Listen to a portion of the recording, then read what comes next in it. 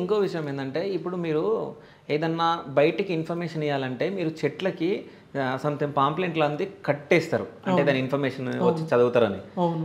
అది చదవడానికి పెడతారా? దాని వెనకాల బాంబు కూడా పెడతారు. లే లే లే అట్లేం లేదు.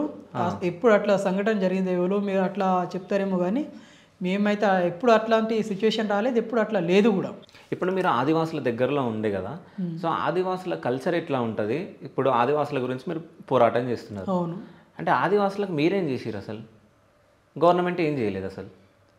అంటే వాస్తవం చెప్పాలంటే మేము వాళ్ళకు చేసింది అంటే చాలామంది మనం ఒకటి వాళ్ళకు పొలిమీర ఇప్పుడు వాళ్ళు ఏంటంటే ఇప్పుడు ఒక మీది నుంచి కొంతమంది ఏంటంటే దంతేవాడ సైడ్ నుంచి ఏంటంటే భూమి లేదని చెప్పేసి వాళ్ళు విస్థాపన అంటే అటు నుంచి పాలని ఇటు వచ్చారు అన్నట్టు.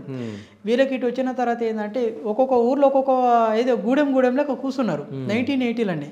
అదే టైంలో కూర్చున్నాక ఏంటంటే వాళ్ళు ఒకరి మీద ఒకరు అంటే ఇప్పుడు ఈ ఊరు నుంచి ఆ ఊరుకు మా పొలిమేర అని చెప్పి ఒకరి మీద ఒకరు బాణం వేసుకుని ఇట్లా కొట్టుకునే సమయానికి పార్టీ దిగిందంట అక్కడ. అంటే ఇది మాది ఇది మీది అన్నట్టు గొడవడుతుంటే పార్టీ దిగింది.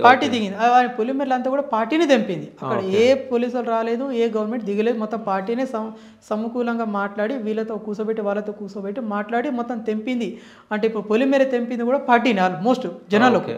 అంటే వాళ్ళు కొట్టుకుని చచ్చిపోయే స్టేజ్ అది. వాస్తవం చెప్పాలంటే ఇప్పుడు కూడా మీరు ఎప్పుడన్నా మీరు బస్తార్కి వెళ్ళండి, రామన్న గణేష్ అన్న ఇడమదాదా అంటే ఇడమదాలో తర్వాత వచ్చారు. గణేష్ అన్న రామన్న తర్వాత ఏది మన గోపన్న తర్వాత ఏది మన మోటు తన కొంచెం మంగ్తు వీళ్ళు చాలామంది లలిత్ అక్క వాళ్ళు అంటే సీనియర్ నాయకులు 1985 బ్యాచ్ ఈ టైంలో. వాళ్ళ పేర్లు చెప్తే ఇప్పుడు కూడా ముసలోళ్ళు చాలామంది గుర్తుపడతారు. పొలిమేర తెంపింది వాళ్ళే. అంటే ఒక ఊరు నుంచి ఒక ఊరు అట్లా అంటే వాళ్ళ కాపాడింది కూడా వాళ్ళే ఇప్పటిదాకా వాళ్ళు అదే మనము ఏది మన పట్వారి నాకేదారి అని చెప్పి మన ఏది ఉంటుంది చూడు మన ఇది ఫారెస్ట్ డిపార్ట్మెంట్ ఇవన్నీ పోయి ఉంటే వాళ్ళకి ఒకటి కూడా దొరకపో జాగాలు ఒకటి. అంటే వాళ్ళ ఆదివాసులు కాపాడింది సగం పార్టీని కాపాడింది.